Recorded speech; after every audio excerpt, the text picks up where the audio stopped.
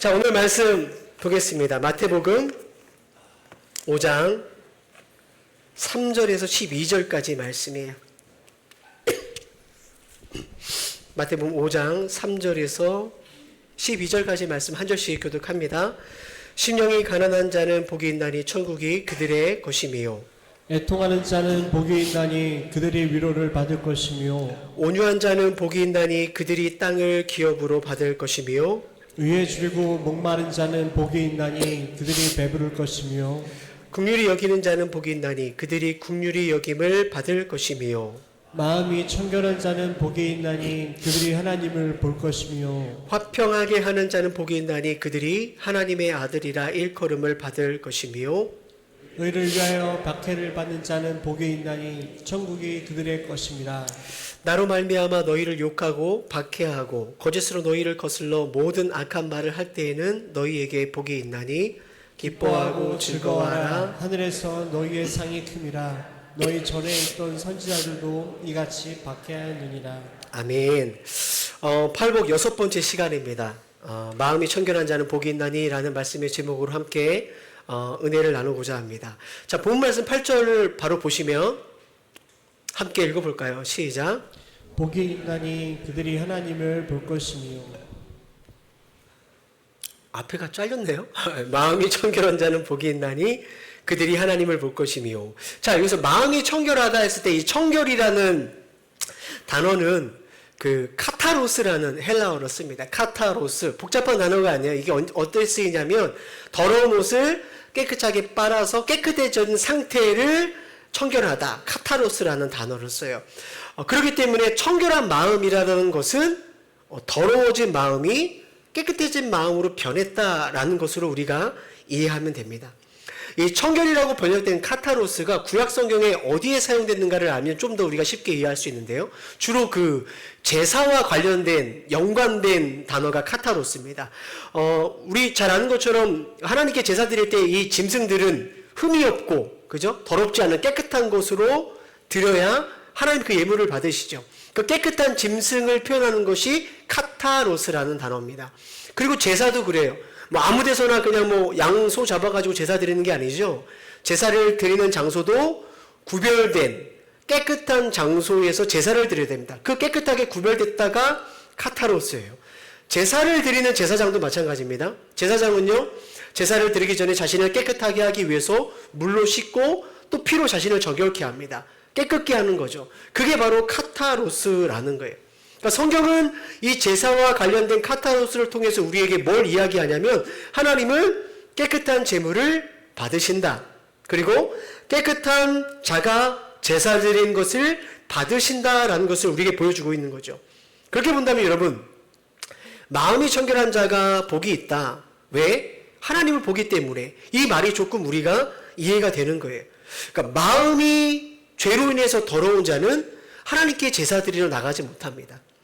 죄로 인해 더러워진 마음으로는 그래서 하나님을 볼 수 없는 것이죠. 자, 그런데 문제가 뭡니까? 여러분, 얼굴이나 몸이 들어오면 바로 티가 나죠. 아, 더럽다라고 티가 나요. 그리고 더러우면 물로 씻으면 됩니다. 아, 깨끗해졌네. 이게 되는 거예요. 근데 우리의 마음은 어떻습니까? 우리의 마음이 더러운지 안 더러운지 잘 구별하지 못하죠. 혹 더럽다는 것을 알더라도 마음을 과연 어떻게 씻느냐는 거예요. 어떻게 더러워진 마음을 카타로스, 청결하게 할 수 있을까요? 여러분, 성경은 우리들의 마음의 상태를 아주 분명하게 말씀합니다. 에레미야 17장 9절 말씀 함께 읽어볼까요? 시작. 만물보다 거짓되고 심히 부패한 것은 마음이라.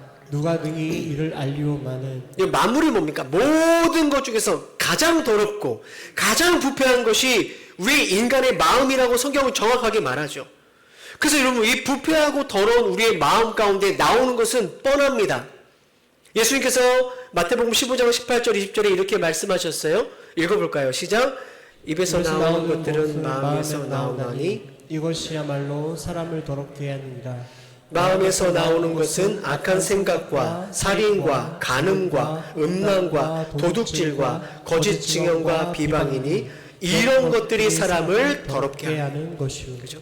여러분, 우리의 마음으로부터 나오는 게 예수님 분명하게 말씀하세요. 악한 생각이라는 거죠. 살인, 간음, 음란, 도둑질, 거짓 증언, 비방, 이런 더러운 모든 것이 어디로부터요?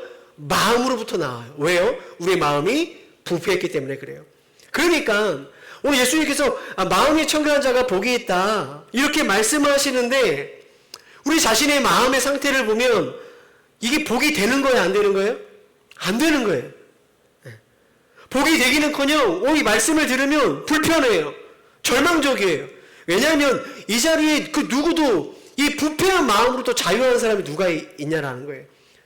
목사님, 저는 제 마음은 깨끗합니다. 제 마음은 거짓도 없고요, 비방도 없고요, 음란도 없고요. 그런 분 계시나요? 없죠. 네, 없습니다. 네. 그러니까 마음에 청결한 자가 복이 있다 이렇게 말씀하시지만 마음이 청결하지 못하기 때문에 우리는 복을 받을 수 없어요. 하나님을 볼 수도 없는 거죠. 그렇다고 성도님들, 이 더럽고 부패한 것이 우리의 마음이라고 하는데 어떻게 우리의 마음을 카타로스, 청결하게 할 수 있을까요? 어떻게 청결한 마음으로 하나님 바라보고 복된 삶을 살아갈 수 있을까요? 요한일서 1장 7절에 이렇게 말합니다. 그 아들 예수의 피가 우리를 모든 죄에서 깨끗하게 하실 수 있다라는 거예요. 뭐 아무것으로도 가능하지 않아요. 무엇으로도 가능하지 않는 거예요. 누구도 할 수 없는 거예요.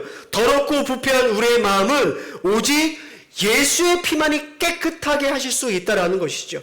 악한 생각, 살인, 간음, 음란, 도둑질, 거짓 증언, 비방으로 가득 찬 우리의 더러운 마음을 카타로스, 청결하게 하는 유일한 길은 예수의 십자가 보혈밖에 없다라는 것입니다. 스가랴 선지자가 13장 1절에 이렇게 이야기해요. 그날의 죄와 더러움을 씻는 셈이 다윗의 족속과 예루살렘의 주민들과 열리리라. 여러분, 그날이 언제일까요? 예수님께서 부패한 마음으로 살아가는 저와 성도님들을 위해서 십자가에 죽으신 그날에 예수의 십자가에서 흘린 그 피가 우리의 모든 더러움을 씻는 샘으로 열린다라는 거예요. 왜 샘일까요? 여러분, 샘은요, 물이 어떻게 되죠? 계속해서 쏟아나는 거죠. 열리리라라는 이 말이 그런 의미예요. 그러니까 예수님이 그냥 돌아가셨을 때 그때 잠깐 열렸다가 닫힌 게 아닌 것이죠. 그때 당시에 초대교회 성도들, 교인들에게만 그 용서가 주어지게 되고 한참 지난 2000년 지난 지금은 닫혔다, 그 말이 아닌 거예요. 계속적으로 영원히 열려있다, 그 말씀을 우리가 하고 있는 거예요. 따라서 여러분, 누구든지 자신의 마음이 청결하지 못한 것을 깨닫고 애통하고 회개하는 자는요, 이 보혈의 샘에서 깨끗함을 받을 수 있는 거예요. 찬송가 258장 이 찬양 아십니까? 샘물과 같은 보혈은 뭐죠? 주님의 피로다. 보혈의 죄를 씻으면 정하게 되겠네. 그렇죠. 만물보다 정말 부패한 것이 우리의 마음이고, 이 마음으로부터 도저히 입 밖으로 꺼낼 수 없는 너무나 더러운 것들, 죄악들, 음란함이 가득한 우리의 마음일지라도요, 예수의 피는 이 더러운 마음을 카타로스, 정결하게 씻는 능력이 됨을 믿으시기 바랍니다. 여러분, 사실 우리가 이것을요, 지금 듣는 게 아니라 다 경험하셨어요. 언제요? 우리 주님 처음 만났을 때, 회심했을 때, 거듭났을 때, 그때를 한번 생각해 보십시오. 우리의 죄를 그 보혈의 샘에 씻을 때 우리의 마음에 그때 어떤 마음이 일어났습니까? 누가 시킨 것도 아닌데, 그죠? 누가 그렇게 가르친 것도 아닌데, 그동안 그렇게 죄를 사랑했던 우리의 마음이 어느 순간 죄가 미워지기 시작하는 거죠. 그죠? 그 죄악의 마음으로부터 끊임없이 생산되는 죄의 열매를 우리가 먹으며 살면서도 도대체 이게 뭐가 잘못이었는지 몰랐던 우리의 비참함을 보며 우리가 어떻게 했어요? 애통했어요. 가슴을 치며 정말로 부둥켜 뒹굴었던 게 우리의 모습 아니겠습니까? 그렇죠?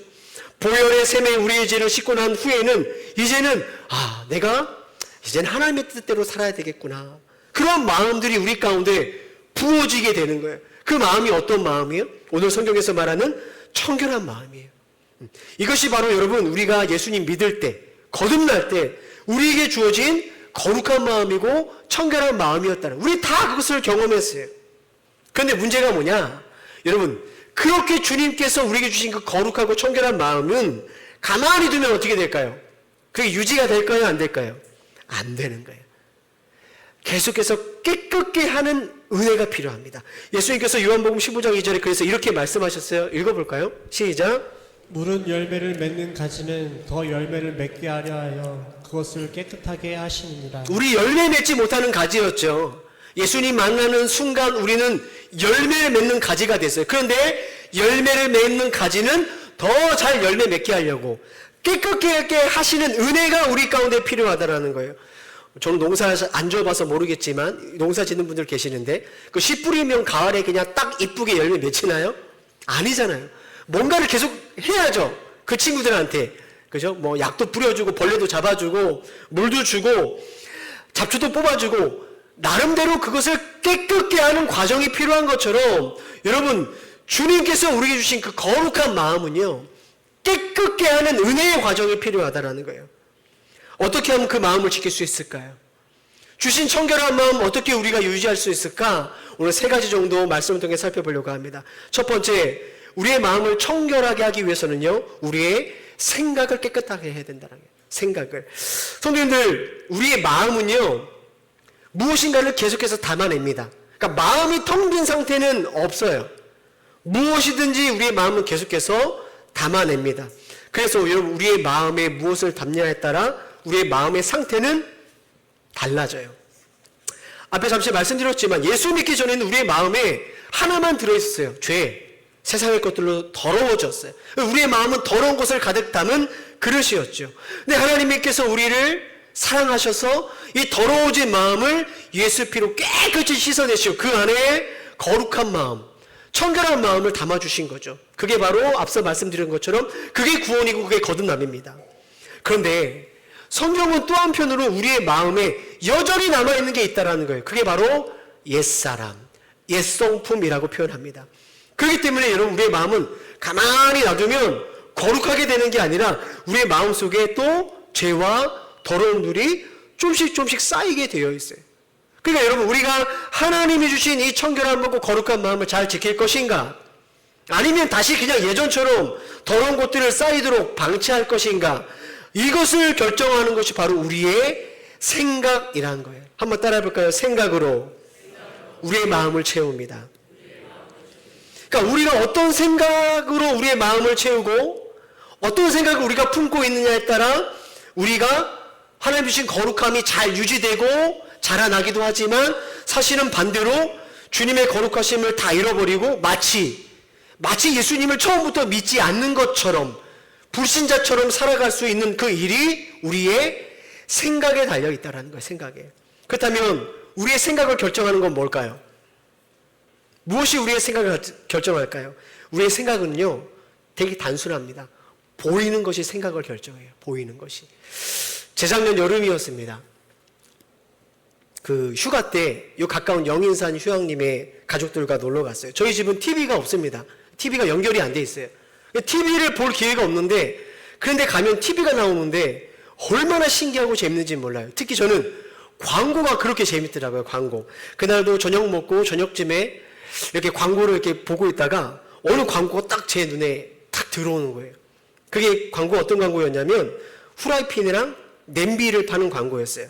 자, 근데 그냥 아무 생각 없이 돌려야 되는데 그 짧은 순간 안에 그 쇼 호스트가 저한테 얘기를 하는 거예요. 지금 전화해야 된대, 지금. 네. 지금 전화를 해야 뭘 주냐면 찜통. 그리고 제 기억나요. 28cm짜리 후라이팬 하나를 얹혀준다라는 거예요.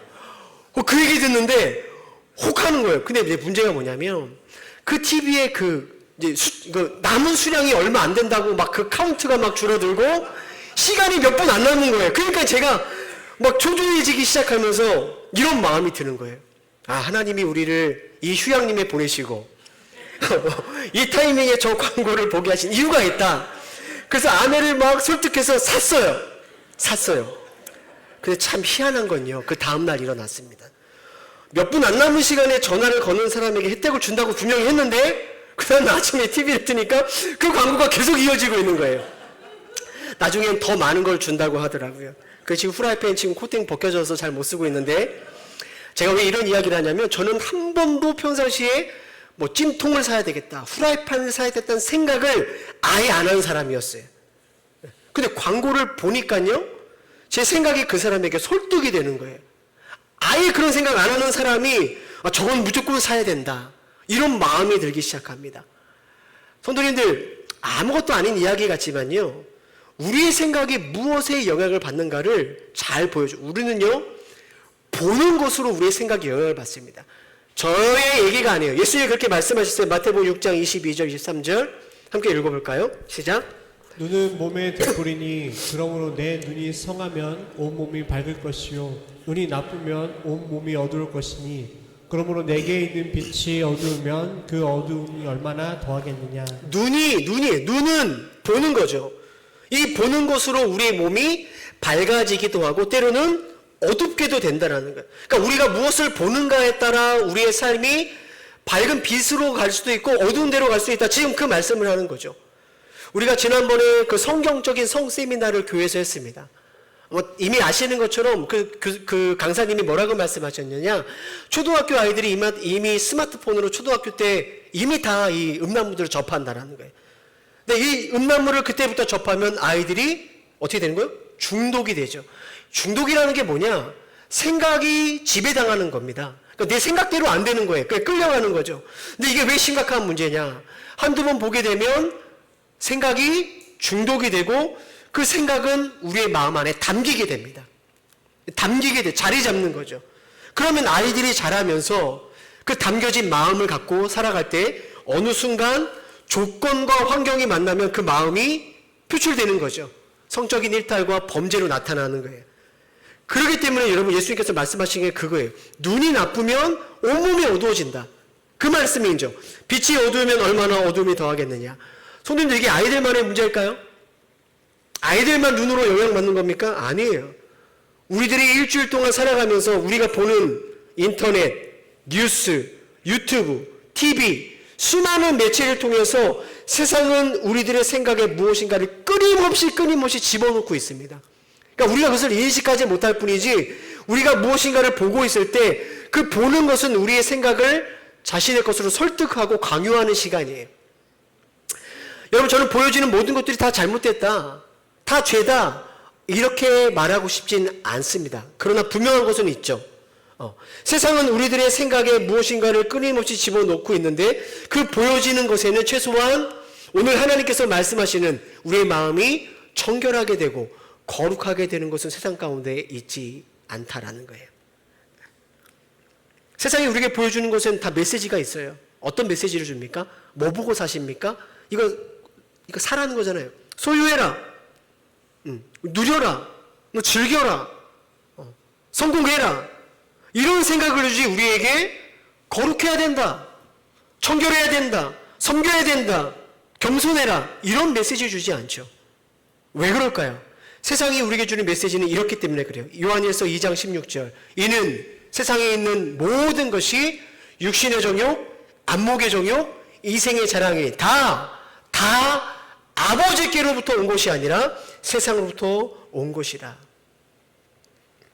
안목의 정욕, 특별히 오늘 성경에 보면 우리가 이 번역에 보면, 다른 번역으로 보면 안목의 정욕이 뭐냐? 보는 거예요. 눈의 정욕이 있다는 거죠. 보여지는 것으로 우리의 마음이 채워지는 것이 있다는 것입니다. 그러므로 사랑하는 성도님들, 세상은 끊임없이 보여지는 것으로 우리의 생각을 지금 계속해서 설득하고 지배하고자 합니다. 그리고 그 생각이 우리의 마음에 딱 담아놓으려고 해요. 세상 것으로 채워놓는 거죠. 여러분, 보여진다고 다 보면 안 됩니다. 들려진다고 그거 다 듣고 다니시면 안 돼요. 어느 순간 우리의 마음은 다시 또 세상의 것으로 채워지게 돼요. 어느 순간 우리의 마음에 하나님을 밀어나게 됩니다. 세상의 것으로 가득 채워지게 되는 거죠. 여러분, 세상을 살아가면서 우리 눈 감고 살아갈 수 없죠. 그렇기 때문에 어쩔 수 없이 보고 어쩔 수 없이 듣게 살아가지만, 오늘 하나님께서 우리에게 주신 그 거룩한 마음을 지키기 위해 하나님, 제가 제 눈을 지키겠습니다 결단할 때 성령님께서는 보아도 우리의 생각을 지켜주시고요, 들어도 우리의 마음을 거룩하고 정결하게 해주시는 거예요. 사랑하는 성도님들, 너무 세상의 것 보지 마시기를 주의 이름으로 권면드립니다. 눈을 지킴으로 생각을 지키고 마음을 정결케 하는 저와 우리 동행교회 성도님들 되어지길 주의 이름 축복합니다. 자, 그런데 마음을 청결하게 하는 거, 지금 보지 않는 거, 계속 보지 않고 세상의 것을 멀리하는 것도 참 중요합니다. 그런데 안 보고 멀리한다고 마음이 그럼 청결해지느냐? 그렇지 않아요. 더러운 것으로 지금 채우지 않는 것뿐이지 이 마음 안에 뭔가를 채우는 것이 필요해요. 청결한 것으로, 거룩한 것으로 채움이 필요하다는 거예요. 두 번째, 그래서 우리의 마음을 청결하기 위해서는 말씀과 기도로 우리의 마음을 채워야 된다는 거예요. 자, 시편 119편 9절 말씀, 또 디모데전서 4장 5절 말씀 함께 읽어볼까요? 시작. 청년이 무엇으로 그의 행실을 깨끗하게 하리이까 주의 말씀만 지킬 따름이니이다. 하나님의 말씀과 기도로 거룩해짐이라. 말씀과 기도로 거룩해진다. 딱 못 박았습니다. 다이어트 해보셨죠? 다이어트 필요하신 분들이 저를 포함해서 좀 계시는 것 같은데, 다이어트 우리 한두 번씩 해보셨을 텐데, 지금은 이 다이어트에 관한 좋은 정보가 있기 때문에 예전처럼, 죄송합니다, 예전처럼 무식하게는 안 하는데, 그런 정보가 없을 때 우리 살 뺄 때 가장 먼저 하는 게 뭡니까? 굶습니다. 굶어요. 굶어요. 그러면 굶으면 반짝 좀 이렇게 홀쭉해지죠. 퀭해지고 살이 빠지는 것 같아요. 근데 여러분, 굶는 것으로 다이어트가 돼요, 안 돼요? 안 돼요. 성공하지 못합니다. 왜 그럴까요? 참는 거기 때문에. 참는 것. 그죠? 참는 것이기 때문에. 그러니까 배고픔을 참는 거죠. 굶어서 빼면 건강에도 좋지 않을 뿐더러 참았다가 다시 먹게 됐을 때 폭식을 하게 됩니다. 얼마나 참을 수 있겠어요? 굶어서. 몇 주 참을 수 있겠죠? 이 약물면. 정말 독하게 먹으면 몇 달 참을 수 있겠죠. 그러나 참는 것은 결국 다시 먹게 만듭니다. 그러니까 그렇게 먹게 되면 다이어트하기 전보다 더 안 좋아지게 되는 경우를 보게 되죠. 그러니까 굶어서 빼는 건 안 돼요. 어떻게 해요? 몸에 좋은 것으로 채워가면서 빼야 이게 오래가고 건강합니다. 우리의 마음도 그래요. 여러분, 우리의 마음 청결하게 유지한다고 마음에 질끈 마음을 동여매고 내가 다시는 저거 안 보겠다, 저거 안 듣겠다, 음란한 거 안 보겠다, 눈 감아야지, 이 결단하는 거 너무 귀해요. 귀하고 복된 마음입니다. 근데 이것은 오래가지 않아요. 왜요? 참는 거기 때문에 그래요. 앞서 말씀드렸죠. 우리의 마음은요, 담게 돼 있어요. 그러니까 비어있는 상태로 유지되지 않습니다. 그러니까 안 본다고 이게 그냥 가만히 있는 게 아니에요. 참고 참다가 우리는 이 비어진 마음은 또 무엇인가를 채우기 위해서 어슬렁거려요. 어디에 어슬렁거리고? 세상 가운데 또 어슬렁대는 거죠. 그것으로 또 우리의 마음을 채우게 됩니다. 참았다가 채우기 때문에 세상 것을 더 탐닉하게 돼요. 폭식하게 되는 거죠, 세상의 것을. 그러면요, 진짜 신기하게 굳게 마음 먹기 전보다 더 마음이 어두워지고 더 마음이 강팍해 가야 됩니다. 더 어두워게 돼요. 거룩하고 청결하게 살다가 실패한 거잖아요. 그러니까는 이제는 다시 시도를 안 하려고 그래요. 내가 했는데 안 되는데 어떡해. 자포자기 하는 거죠. 안 되는데 어떡하겠어. 세상 가운데 아예 그냥 푹 잠겨 사는 경우가 많이 있습니다. 그러니까 여러분, 잘 한번 생각해 보세요. 많은 그리스도인들이 결국 보면 세상보다 조금 늦게 갈 뿐이지 똑같이 따라가는 건 똑같아요. 그죠? 그러니까 한두 발 늦게 가지 결국엔 또 똑같이 따라해요. 또 세상 사람들은 전혀 죄책감 없이 죄를 짓는데 우리는 불편한 마음으로 죄를 짓다 뿐이지 결국 하는 짓은 똑같아요. 뭘 이야기합니까?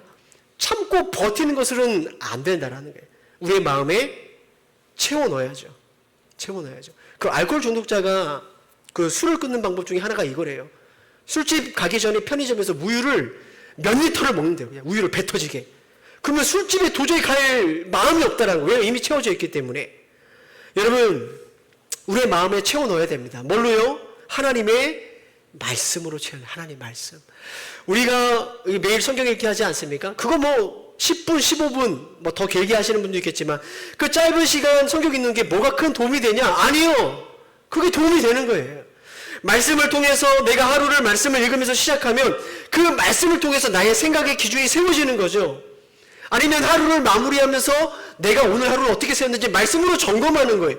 기준을 세워가는 거예요. 기준을. 말씀을 통해서 내가 누구냐? 나 어디를 향해 가느냐?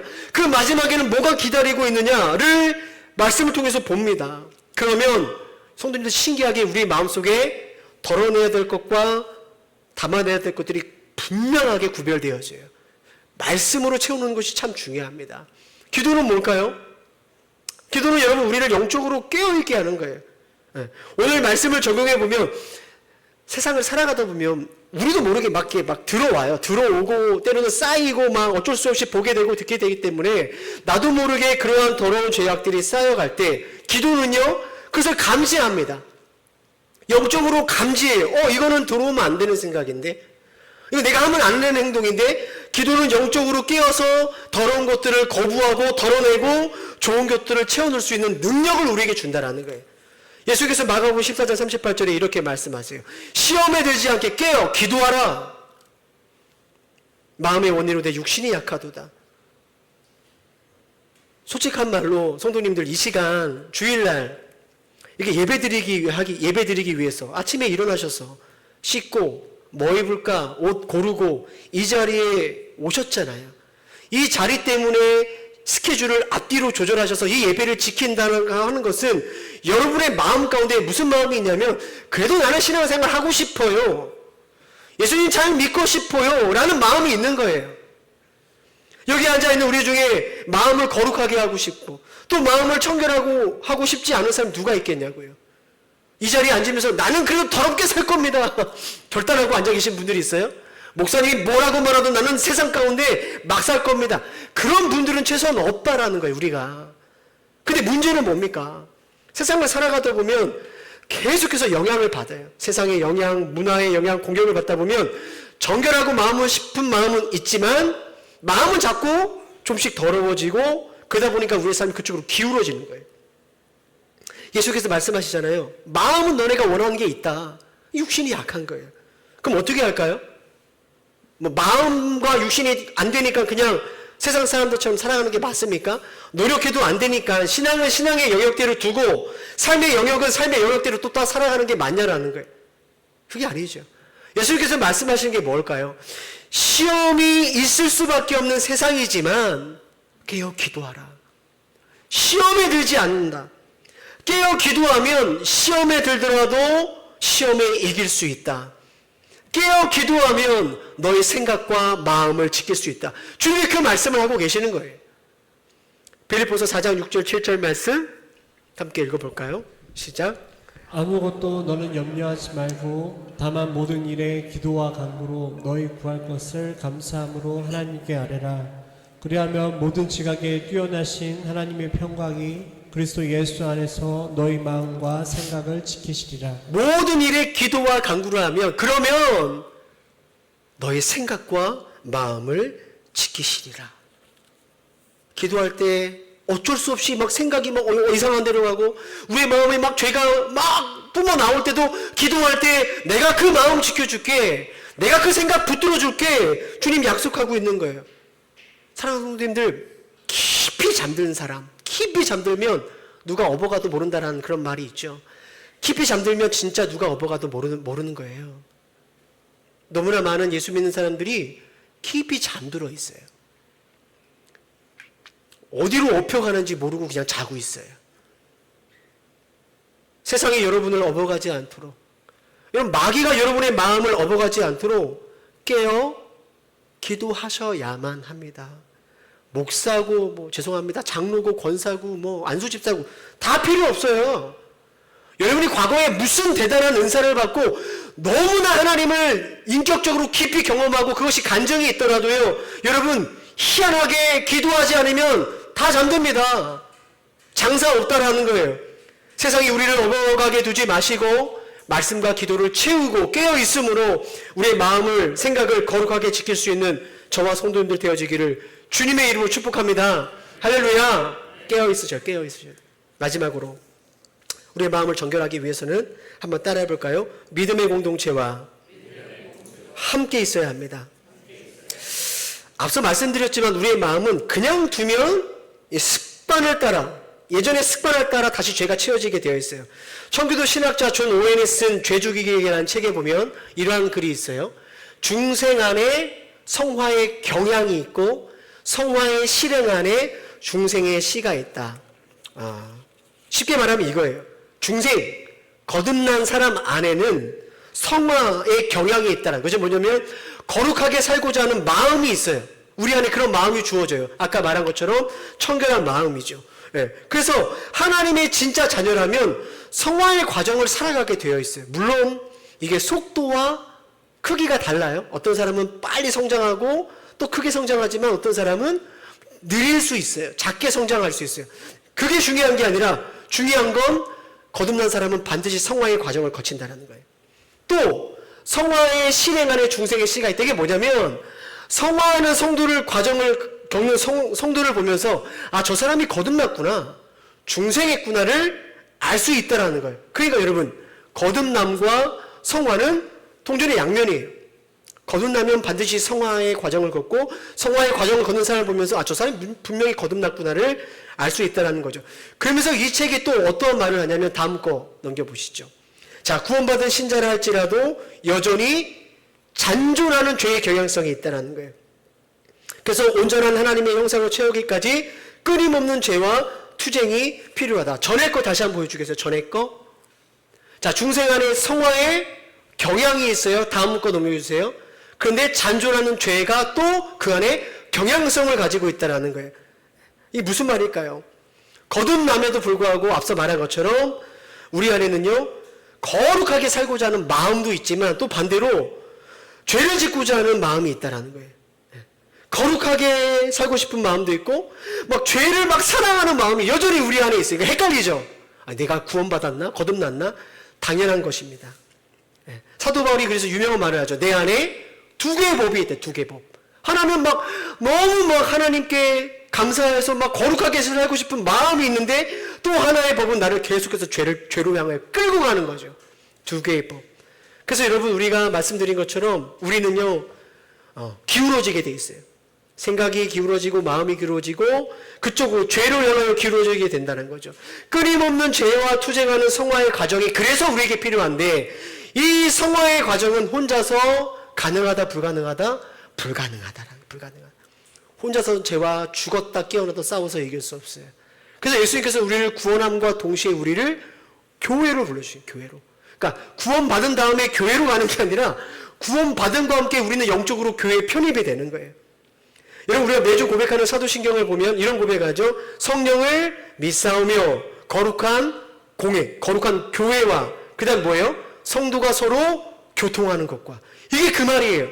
성도의 교제, 성도의 사귐을 우리가 믿는다라는 것입니다. 왜 그렇습니까? 성도의 교제가 우리를 거룩한 교회로 살아갈 수 있도록 붙들어주는 거예요. 성도의 교제를 통해서 우리는 마음의 정결함을 지킬 수 있다라는 거예요. 그래서 성도님들 아마 경험하고 계시겠지만 문제가 뭐냐면 문제가 성도의 교제가 늘 좋지 않아요. 이제 이게 문제인 거죠. 그죠? 성도의 교제를 우리가 나누려면 시간을 내야 되고요. 때로는 우리의 마음을 들여야 되고 헌신을 해야 돼요. 그래야 성도의 교제가 이루어질 수 있어요. 또 그것도 괜찮은데 그 성도의 교제를 할 때 그 안에 나랑 안 맞는 사람들, 참 나랑 안 맞아. 그죠? 이런 사람들이 있을 때 참 불편합니다. 그러니까 여러분, 성도의 교제에 내가 묶여 있는 게 많은 경우에 우리에게 불편함과 번거로움을 주기도 합니다. 그걸 인정합니다. 그러나 뭘 기억하셔야 돼요? 우리의 인생에 거센 파도가 칠 때, 여러분, 우리의 삶에 수많은 죄와 유혹의 파도가 칠 때 우리는 그때 깨닫는 거예요. 아, 내가 괜찮았고 번거롭겠던 이 성도의 교제의 줄이 내 생명줄이었구나.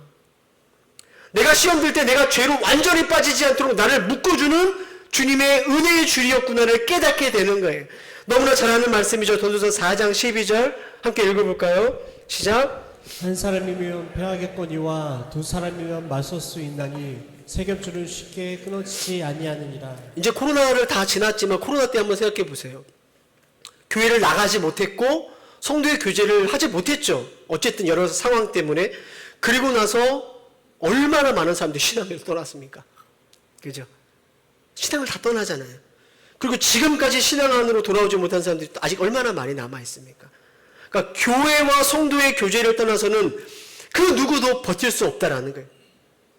교회의 어려운 시간을 통과하고 코로나를 지나면서 그래도 뭐 교회가 이러니 저러니 어쨌든 그래도 교회 공동체에 자신을 묶은 사람은요 버티는 거예요. 그냥 버텨나가는 거예요. 교회를 통해서 계속해서 주님 안에 그냥 들러붙게 되는 것입니다. 이 어려운 세상 가운데서도 그래도 마음이 완전히 타락하지 않고 거룩함을 유지할 수 있게 지켜나가더라는 거예요. 사랑하는 성도님들, 나를 믿음의 공동체에 묶어둘 때 그때가 가장 안전한 때예요. 내가 믿음의 사람들 사이에 묶여있는 것이 때로는 불편하고 때로는 번거롭지만 나를 지키는 것이고 내 마음을 정결하게 지키는 것입니다. 세상 사람 그 친구들 만나면 잠깐 재밌죠. 시시콜콜한 이야기하고. 근데 여러분 얘기하고 나면 뭐 채워집니까? 아니잖아요. 공허한 거예요. 눈과 마음을 더럽히는데 여러분 시간 쓰지 마시고 서로에게 거룩한 영향을 주고받는 믿음의 공동체 안에 우리를 묶어두게 되기를 주의 이름으로 축복합니다. 자, 그렇다면 마지막으로 마음의 청결한 자가 복이 있대요. 왜요? 하나님을 볼 수 있다는. 하나님을 본다는 게 뭘까요? 하나님 보신 분 보면 큰일 납니다. 우리는 육체의 눈을 하나님 못 봐요. 볼 수 없죠. 그 본다는 건 뭘까요? 이런 겁니다. 하나님을 보는 것과 같이 마치 사실은 보는 것보다 더 강하게 그 하나님이 살아계심과 그분이 나와 함께 하심과 그분이 내 안에 내주하심과 내 영혼이 깊이 도저히 부인할 수 없도록 하나님을 경험하게 되는 것이죠. 그게 주님을 보는 거예요. 십자가 보혈의 셈에 나의 죄를 씻고 세상을 살아가면서 수많은 유혹이 있지만 주님, 제 마음을 더럽히지 않겠습니다. 그렇게 마음의 청결함을 지키기 위해 애쓰는 자들은요, 예배하는 태도와 모습이 다를 수밖에 없죠. 예배 가운데 내가 하나님을 경험하니까요. 하나님 내 예배를 받으시고 내 찬양을 주님께 기뻐하시고 내가 지금 기도하는 기도를 주님이 들으시는구나. 그래서 예배가 어때요? 예배가 살아있는 거예요. 예배 가운데 치유가 있고 회복이 있고 능력이 있는 거죠. 왜요? 청결한 마음으로 내가 주님을 경험하기 때문에 그래요. 주님을 바라보기 때문에. 경험해 보시죠. 아시죠? 한 주간 세상 가운데 죄짓고 살다 보면 절대 하나님 느껴요? 못 느껴요? 못 느껴요. 뭐 예배가 뻑뻑하고 몸이 건조하고 막 그렇게 느껴지죠. 예배 가운데 하나님의 임재 못 느껴요. 여러분 사실 우리의 마음에 죄가 가득 차면 교회부터 오기 싫지 않으세요? 교회에 오기 싫고. 저도 사실 좀 죄짓고 나면 정말 설교하기 싫거든요. 너무 도망가고 싶은데 그런 거예요, 여러분. 억지로 앉아있긴 하지만 불편해요. 뭐 다른 사람들은 뭐 눈물 흘리고 기도해도 상관없이 나는 하나님 못 느껴요. 하나님 보이지 않아요. 우리의 마음이 더러워지면 하나님을 볼 수 없기 때문에 그래요. 날씨가 너무 좋죠. 맑은 하늘에 지금 햇빛이 찌고 있어요. 그런데 여러분 그 밖을 바라볼 수 있는 이 유리가 이끼로 가득 차 있으면 밖에 아무리 날씨가 좋아도 느끼지 못합니다. 그죠? 마찬가지예요. 내 마음이 어두워지면 하나님이 그 어떤 걸 줘도 못 느끼는 거죠. 혹시 이 자리에 우리 성도님들 한 주간 지내면서 마음이 너무 어렵다. 또 무거운 죄책감 때문에 힘들어하는 분들이 있으실 겁니다. 뭐 내가 거룩하게 살고 싶지 않는데, 내가 거룩하게 살고 싶은 마음은 있는데, 그래도 예수 잘 믿고 싶은데 마음과는 달리 자꾸 똑같은 죄에 내가 넘어지고 그 굴러떨어지는 분들이 있을 거예요. 얼마나 절망이 됩니까? 내가 이거밖에 안 되나? 이런 나를 또 주님이 정말 용서해 주실까? 내가 예전에 생각해보면 참 주님 예배할 때 감사했고 기뻤고 주님의 은혜를 누렸고 그래도 거룩하게 살고 싶은 마음도 품었는데 이제 너무 지치는 거죠. 주님이 느껴지지 않고 주님이 정말 내 삶을 돌보시나 느껴지지 않고 그래서 아마 정말 마음이 힘든 마음으로 이 자리에 앉아 계신 분들도 있을 거예요. 제가 주님의 말씀으로 여러분을 권면하고 격려하고 싶습니다. 어떠한 죄와 어떠한 실패와 어떠한 정죄감이 여러분의 마음을 꽉 붙들고 있더라도 여러분 주님께서는 당신의 보혈의 샘물로 씻으신 당신의 자녀를 절대 포기하지 않으세요. 우리 안에 주신 거룩한 이 거듭남의 씨앗을 절대 걷어가지 않으세요. 왜냐하면 성령님께서는 우리에게 주신 구원을 주님 오시는 그날까지 지키신다라고 약속하셨기 때문에 그래요. 여러분 우리의 실패보다 주님의 약속이 훨씬 더 큽니다. 우리의 더러움보다 그것을 깨끗게 하시는 보혈의 능력이 훨씬 더 큽니다. 우리의 죄를 깨끗게 하신 예수의 보혈의 샘은 예전도 지금도 여러분 앞에 열려 있어요. 사랑하는 성도님들, 더럽혀진 마음을 거룩한 보혈로 다시 씻으십시오. 회개하십시오. 우리의 마음을 다시 한번 주님께서 깨끗하게 해주실 것입니다. 거룩하게 살아갈 힘과 능력을 다시 우리에게 부어주실 거예요. 한 주간도 우리를 정결케 하시는 그 주님의 능력을 따라 주님을 바라보고 동행하는 저와 성도님들 되어지길 주의 이름으로 축복합니다.